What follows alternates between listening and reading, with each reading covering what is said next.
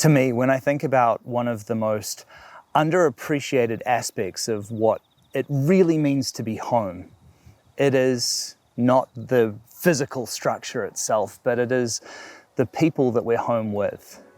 I know for me, my house wouldn't be my home if it weren't for the people that I love being there.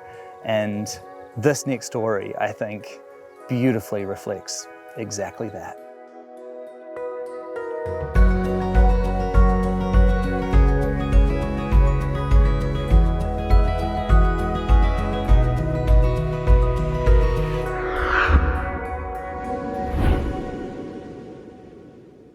Hi, Truly, it's lovely to meet you. Nice to meet you. Hi, Mahui, how you doing, mate? Pleasure.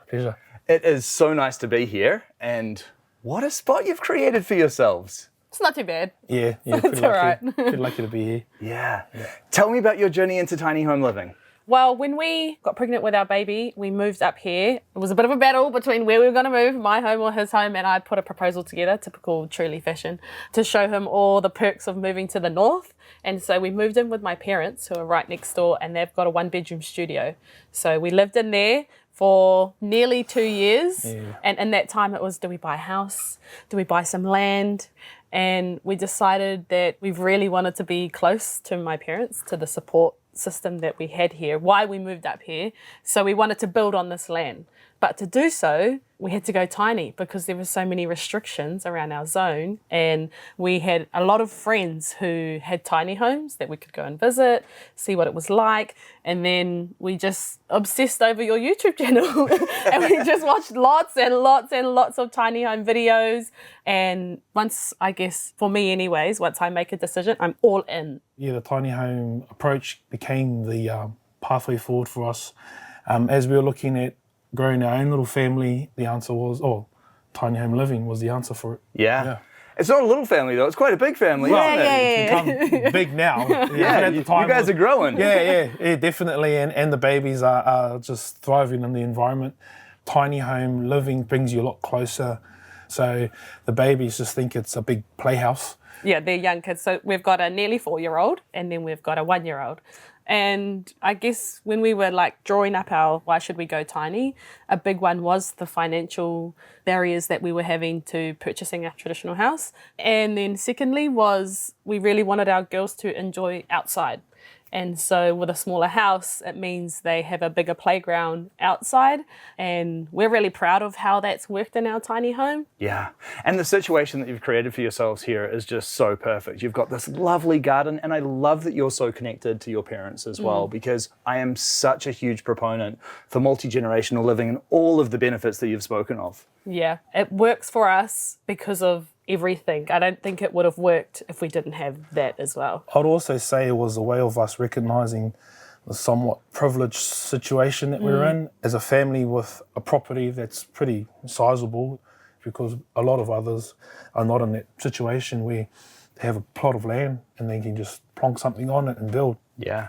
I think we've all grown up in this culture that for so long has idealized individualism. You got to go out and make everything happen on your own. And within that, we have lost so much of what it means to have those support networks, to actually pull resources together and create these really mutually beneficial situations for each other. Yeah. For Māori though, it's really normal for us to grow up in an intergenerational house and to be closely connected to the people who lift you up. We've got whānau here in Whangarei as well, and we've made some really good friends. We've got really safe spaces, circles, who love to come here to our tiny, who will bring their kids. My nieces and nephews, when we had our housewarming, they were like, "This is my favourite house ever!" Yeah. Both parents are quite big on manaakitanga in terms of hosting, and Truly's parents, they're super hosts, and so any visitor is treated to, fine dining and somewhat like royalty, and their manaakitanga is next level. So when we finally settled and we had the deck, we felt it was important to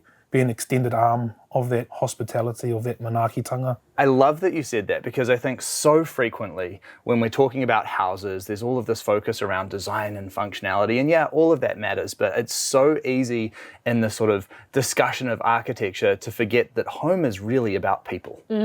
Yeah, it's funny you say that because I had a friend come over and I was like, and I'm going to put a shelf on this one. I'm going to put, and she's like, why don't you just put an art piece? And I was like, no, because it needs to be practical. It needs to have multi-purpose. I've got a storage. And she was like, things are allowed to just be pretty. That piece of advice stays with me now because, yeah, we're making a home. And for our girls, they don't care about practicality. So that was a big part in how we dress our tiny, is making it feel like a really homely space. Yeah. Now, we found you guys on TikTok where you are so funny. The videos that you've been creating of life in your tiny home, they're just so good. How did you get started on TikTok? We're dinosaurs in that we prefer Instagram to TikTok. And so we started on Instagram and we just wanted to share tiny living, normalise what it was like for a whānau Māori with 2 young girls to live in a tiny home. So that was at the core. And then we've got a couple of good mates who are also social media influencers. And I would just meet with them and they would be like, you're going to do really well if you do, share more about who you guys are. And I was like, no, but people want to know about the home. They just want to know how many drawers we have. And he was like, they really don't. They want to get to know you a little bit more. So it's, through your storytelling, then you bring them into how you live in your home. Yeah. And so we took that and kind of just ran with it. Yeah, and TikTok is the app that the younger generation are reaching for, and they may see themselves following that same path and building something that's better than this for what we have. And that just leads towards what success might look like as a young Māori family in 5 to 10 years' time. And you call this your not-so-tiny home, and it's true. This is a not-so-tiny home. I think the deck adds a lot to it, and it was a non-negotiable for us moving into our tiny home that we weren't going to move in until the deck was done. Yep. And it just creates so much more living space. And a tiny home with 3 bedrooms. Yeah. It's crazy. What size is it? So this is a 12 by 3, 2-story, 60 square meters. Yeah. Cool. And then obviously you have extended the space so well with this deck area and it's all enclosed, and how lovely as well that you can sort of have all of this wonderful enclosed outdoor living, and then you've still got this wonderful garden, like great security fence. You can watch the kids play out there. What a great setup you've created for a family life here. Fully designed on purpose that way. The fence is because we know that our girl loves to explore. But she has inspired a lot of our designs. It kind of looks like Pac-Man. Wherever she's explored and pushed, the boundaries are, okay, that's where we're going to go and sort of put something in place to keep both our babies safe. And it's all done by design.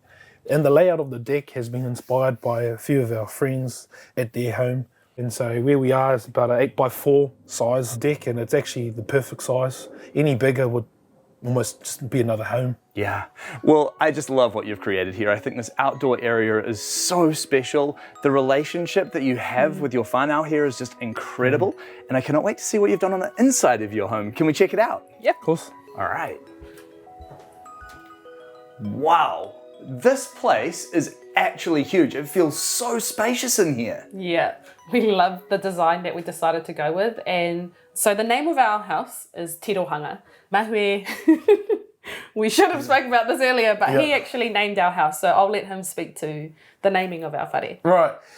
At the beginning, sort of it reflects and it captures the future ahead and the outlook of where we are as a couple, building our family. And the tirohanga in the location is quite deliberate, because if you do pan across the harbour, Truly's whakapapa connection to her patu harakeke side, her hapu out that way, and where the grandmother lives actually, and in a funny old way, we're somewhat facing towards the homestead where she lives. So the home itself captures a new beginning. Where I'm from, the sort of metaphoric approach to the name was, if you go straight line, east-ish that way, you get smack bang to where I'm from. And so when we do welcome people in, it's also introducing the home to the guests, and then vice versa, welcoming in guests, making you acquainted to the home, tirohanga, that kind of shelters us and it overlooks the space as a kind of a guardian. And so providing the name tirohanga sort of captures everything that we want it to be. Yeah. So, yeah. I love that. Stepping into this space, I feel I get a sensation of that. There is something about the feeling of this home that is just so welcoming. And everywhere I look, it feels like family connection. And you have so beautifully encapsulated that. Thanks. Yeah. Blushing a little bit. A lot of it was very deliberate. When we went to the Tiny Home Expo, we walked in a few spaces and they felt cold. And we knew that that wasn't the space for us. Cold to us. To us. They felt cold to us. And so when we did finally walk into one and we were like light, excited, saw a lot of possibilities. And that's what we wanted our house to be, was something that people step into and feel wrapped around. And to that end, here in the very heart of your home is the kitchen. Everything is built around the kitchen. Yes, very deliberate. And we did have a lot of discussions around whether we were going to have the doors in front of the kitchen or in front of the lounge, but we wanted this to be the inside-outside flow. Yeah, what you see here is a beautiful design and still a work in progress for us in terms of making it practical for our family. It's a sense of exercising or appreciating a level of autonomy, being in our own home. It took a while to actually go, hey, you know what, we can actually... This is ours. We can actually just drill a hole into the wall, and because we're the boss, we can either we can put up with it, or we can just get some putty and fix it up later, or something like that. So, yeah, and that goes with the kitchen design, the in and out sort of flow. How you see it is how we felt it best welcomes people into the space. It helps having the high ceiling, and it gives that more of a roomy feel. Yeah. So the pantry, this was meant to be where the fridge goes, right. But I wanted a pantry. And, the storage for the stairs, that was a big one for me too. After watching so many of your videos, I knew that was just going to be a waste if we didn't put anything there. And then my parents have these really cool corner storage things for the corner in the kitchen. And I was like, we need to get those. They're like $800 for one. So we were like, we don't need those. We'll find something else. And that's storage. Yeah, that's what we've just been finding, I guess. And then having the island is just game changer for us because it gives us somewhere to eat inside. It's also got more storage. And the fact that it's on wheels means that we can wheel it around the kitchen. Cool. It was our first table out on the deck. So that has been really cool for us as well. Yeah. I love that sort of multifunctionality in the home. And I love your acknowledgement as well of the requirement for things to change, because we as humans, we're always changing. And so why should we expect our homes to remain consistent and not have that same evolution with us? Yeah, it's been a huge shift, taking that on board, being comfortable with that for the now. It's what we feel right, how we feel that space to be. And then in a couple of months' time, it's like, change again. Yeah, we'll just change again. I don't like this anymore. It's still the same home, but the interior just might shift based on how we're feeling in the season. And so, yeah, it's been a huge mental shift, I guess. Yeah, great. Another thing that I notice about this home is the lighting. You have really brilliantly used all of the negative detail to create these LED strips. It looks so good. I wish I could take credit for that, but that was the builders. So yeah, the lighting is so cool. And it's throughout the whole house, the LED lights. Yeah. And I'd really like the open plan design between the kitchen and the living room here. We have seen designs where they sort of cut off the kitchen from the lounge and there's a walkway along the side. We did have a talk about whether that was going to work for us, but in the end, we just wanted the flow. And this window, when we saw it go in, I was like, oh, it's way too big. I've made a mistake. Oh no, what have I done? And then when the house landed here, it was like, oh my God, yes. Yeah. Yes, this is good. This is exactly what it's meant to be. Yeah, we like our lounge. And as you can see, we love to adorn it in our taonga and make it its own little display. Yeah. TV is probably the last thing that was added to the space, but how the window captures the view, that was actually why it was put there, because we knew we had that amazing view. Yeah. And so, yeah, this is the favourite spot in the house. Yeah, and I'm not sure if you recognise this couch, but this is one of the Acosa couches, so it just pulls out to a mattress. Uh-huh. Yeah, and we line up all our pillows along there, and it becomes our little movie hub. Perfect. Yeah, when we're trying to force the kids to have a nap. Yeah, we've had friends over and they've just thought, oh, we'll just get a motel or Airbnb, and say, no, mate, we got you, we can host you at home, we can feed you there, and then we'll plonk you on the couch or something like that. So yeah, it's a really favourite spot for everyone to hang out in. Great. Yeah. And then behind you is your daughter's room. Yes, she loves the space so much. We needed to dress it up for her so that she could be excited about her room. So we've got some toys in there and their clothes, and we did try to put both of the girls in there at one point, and that just did not work. That was horrible. It was terrible. The worst 2 weeks of our lives where they wouldn't sleep, they'd wake each other up. So we split them back up again. Put our baby up there, her down here. We'll give that a go when we're feeling a little bit braver. But Right. yeah, she really loves the space, and it's a winner for us. Yeah. So beautifully decorated too. Yeah. One thing about our whole tiny home, and not just her room, is that our big girl has autism. And so this house is designed to be a safe space for her because she doesn't respond to her name. So when she's hiding under her covers and we're yelling out to her, she's not responding, or she loves to explore the outside. So it's a relief for us to know that it's not going to take long for us to find her if she's playing and hiding, and also that she's not going to get out into anything and play with anything dangerous or get into a dangerous situation. So going tiny, while we didn't know that when we first moved in, It's a blessing in disguise. it was a blessing in disguise for us. She can walk herself out, either go to the bathroom, feed herself from the fridge, and she knows where our bedroom is, and if she wants to come up, she just climbs up, opens the door, and she's in. And then your younger daughter's bedroom is one of the sleeping lofts upstairs. Yeah. So we put her up there because we were worried about her navigating the stairs at night, just in case she woke up and came looking for us. And also because she sometimes doesn't like to sleep through the night. So it's closer for us to go and check in on her. But again, we just had to make that space hers, dress the walls. There's a few dress-up clothes up there for her and her sister to play with, and a few more books. But it's mainly just their space to sleep. Perfect. Great design. Alrighty, and down the other end of the home, we have your bathroom. Can we take a look at that? Yeah, let's go. Let's do it. Again, another really spacious room. Yeah, when we looked at going tiny, I was stubborn around having a separate toilet, and my parents were like, "You're a dreamer." Even the builders, when we went in and we were like, "We want another door for the toilet," they were really worried about if we was going to be able to fit in there or not. So we would go in and they had the floor plan drawn out, and they wanted to see if you could fit in the space, and I was like, "Don't worry, we'll make it work." Yeah, we'll make it work. I've been in worse at festivals, and so that space there is fine. And the builders, once it was all up and they had the framing on and all that, they could see that, the space was great. In itself, although it's a tiny home, the bathroom is full size. Yeah, so the shower is 900 by 900, and then we're able to fit our laundry in here. Our daughters have both been in reusable nappies, so we have those in here, and yeah, we just really love the space. Great. I love that you were able to fit the laundry in here as well, because especially with the little ones, a good washing machine is essential, isn't it? There is so much washing.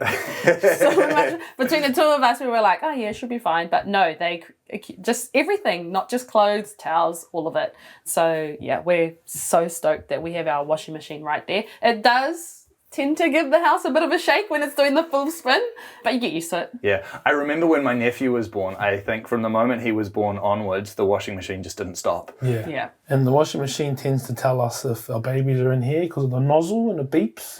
So if we are having to try and find where they are and not in the play area, more often than not, they're in the bathroom fiddling with the buttons and just completely ruining the settings and throwing towels left, right and centre. So you can pretty much just follow the trail of washing and they're in here. Fantastic. And then your bedroom is upstairs. Can we have a look at that? Cool. Let's do it. Nearly walked into your butt. See my musty calves. It's a great height you've got here for the walkway too. Yeah, we really maximised the height. We tried to push it to see if we could get it any higher, but the builders said that this is as high as it could be. So we took that, and at least my can stand. Yeah, perfect. And this bed is ginormous. It's one of the best features in our house, I would say. And this is a long single and a king single. And we've put them together and we've put a California topper on it. So it's a Cali King. But we were thinking long term, and if we moved out, how would we get a Cali King out of here? Right. So it's actually two mattresses pushed together. Yeah, what a good idea. And heaps of storage up here as well. Yeah, we were lucky that we had a builder friend who came in and custom built these wardrobes for us. When we first moved in here, We just had our tall boys from over at my parents' house, and that was so impractical because we were trying to pull drawers out. There was heaps of empty space. So again, changed it up, and she drew these up for us, and we love them. Yeah, they look so good. And looking out the windows here, from both sides, you've got great views. I keep forgetting how close to town you are. Yeah, we're really lucky in that we are technically rural, but we get that ocean view while still being very connected to the whānau community. Brilliant. And so how long have you been living in the tiny house now? We moved into the tiny home December 23. Yeah. And how is the tiny house working out for you? Right now, the age that our girls are at, perfect. We walk into a normal home now and I'm like, oh my gosh, I'm a little bit overwhelmed by everything because of how Far. How far everything is from anyone and anywhere. So Yeah. with the babies we're visiting, it's always staying in Airbnbs, big normal homes. And it's like, oh, I can't hear them. I don't know where they are. So you have to walk around and you start, feel a bit of panic and anything like that. And then you find them. And when we come back here, you just sort of just push pause and they're outside or out here. And so, yeah, it's been great. From the perspective of family life in a tiny house, I feel like there's a lot to be said about the closeness and the bonding that you get from living in such close quarters with one another. Yeah. For Mahui and I, we really love that about the connection that we have with our girls, that we can hear them talking to themselves before they go to sleep, the little giggling that they're having in their own rooms, even when the doors are closed. It gives us an insight into their personalities, into who they are. This home, for me, it feels like the beginning. It's our first, and when we drew up the plans, we had a discussion around what does wealth look like to us. And at this stage of our life, this is what it looks like. We might not have 7 zeros on our bank account, but we feel really rich in the life that we have. And a big part of that is this house. At the end of the day, it's a shell. It's actually just a home on wheels, really. But how you live in it, that's what we've brought over from our upbringing. And if I've got it right, I feel like that's what it means to me. And what about the cost of building this home? Can we talk about that? So the cost for the house was 250,000 New Zealand dollars. And then all the other additions, we upgraded my parents' septic so that we could connect up to theirs. And the deck, I think it all sort of ended at about 300 for everything, for moving, building the fence, all the land work. Yeah, and that's a great result too, because you have got a lot of house here, don't you? Yeah, we do try to be transparent on social media around costs, and people are like, what, that you could buy a house for that? And I was like, I don't think you can. Not even close. No, and not for the quality that we had. Everything was brand new. We were the first to move in, and it was by our design.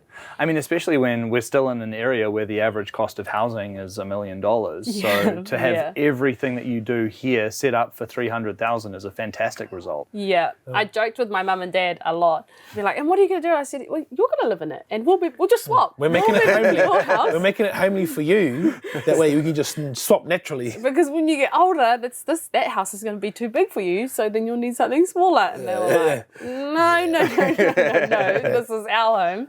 The family dog knows the path between both homes and sometimes comes down here to hide with the babies, and when he's meant to be somewhere else. I'll get a phone call from my mum and she's like, hey, Amai's up here. And I was like, well, your dog is down here. And she's like, what? It's somewhat, a blessing because now they feel comfortable and a sense of security to walk themselves to Nanny and Papa and the dog to come down here and hide when he doesn't want to do anything up top. They essentially have 2 homes, our girls. They've got their own rooms up there and they've got their own rooms here. What are your plans for the future now? Well, when we first moved up here, we said we'd do 10 years in the north, where I'm from, and then 10 years on the coast, where Mahui is from. And I think for the remainder, of the years that we'll be in whānau, we will be in this tiny home. And then we don't have any plans to move it. So if we were to look at building something down the coast, it might be creating another tiny home for us to live in. Because there are things that, now that we've been in this space for over a year, that we would change. What are those things? Well, for Mahui, lucky he's so nice and patient, but he actually can't fit under the mezzanine where the sink is. So a lot of the time his head is a bit, we're always cooking like this. Who stands upright washing dishes? I'm right in there, stuck into it. So it's not anything major, but it would help. Fair enough too. You mentioned before that part of the reason why you started your TikTok was to encourage other young Māori families to look at tiny home living as a potential option. Can you tell me more about that? Yep, so we were inspired by a few of our Māori friends who have tiny homes. For us especially, we were lucky to grow up in our culture where we can both speak Māori, we're around people who have the same cultural values as us, and that is where we consider ourselves to be incredibly rich, is those experiences. And for a lot of our disconnected Māori whānau, it can be hard to see the beauty in our culture when you haven't grown up in it. And tiny living is a reflection of how our tipuna used to live, so close-knit. And so the thing that we were trying to achieve was a shift in mindset and almost like glorify this lifestyle so that people could see the real joy in living in a tiny home. And instead of, I think there's still quite a strong narrative around it being a last resort or something that's, I don't know whether you'd be proud of it or not. And we are incredibly proud of living in a tiny home. Another way of looking at it on why there may not be as many Māori families living in the tiny home way is perhaps the challenges around access to land. What Māori land there is, it's somewhat not ideal at the moment in terms of location to live on. And there'll come a time, I believe, that Māori, whether it is through tiny home living, but there will come a time in the near future where avenues like tiny home living for multiple families of the same family branch can really thrive, and as a community, perhaps the answer might be through tiny home. So to Māori who are looking at this video right now, watching your story, what would your message be to them? Send us a message. Definitely just reaching out and contacting us. And if we're not that person for you, if we can only take you so far, then so be it. Then we hope that the ones that we reached out to can take you further. We just hope we can play a part in what it might look like for that person and their family to be on that journey of, We knew immediately that we were like, yeah, this is our life. This is the direction we want to move in. Yeah. Well, I just think this is such a beautiful home that you've created for you and your growing family. I love the thought and effort that you've poured into making this such a wonderful home for a family. You've done such a remarkable job with that, and I really appreciate you opening up your home to me. Thank you so much for sharing your space with me. No worries. cool. Truly and Mahui have created the most incredible home here for their family. And I love that the central thing about this home is family. When Truly said that this home makes her feel rich, I can absolutely see what she means by that. This is a space that gives the family everything that they need while focusing so brilliantly on everything that is really important to them. This is a home where there is an abundance of love, of care, of attention, of everything that nurtures us as human beings. And I cannot imagine a more wonderful, thoughtful space to have created for a family.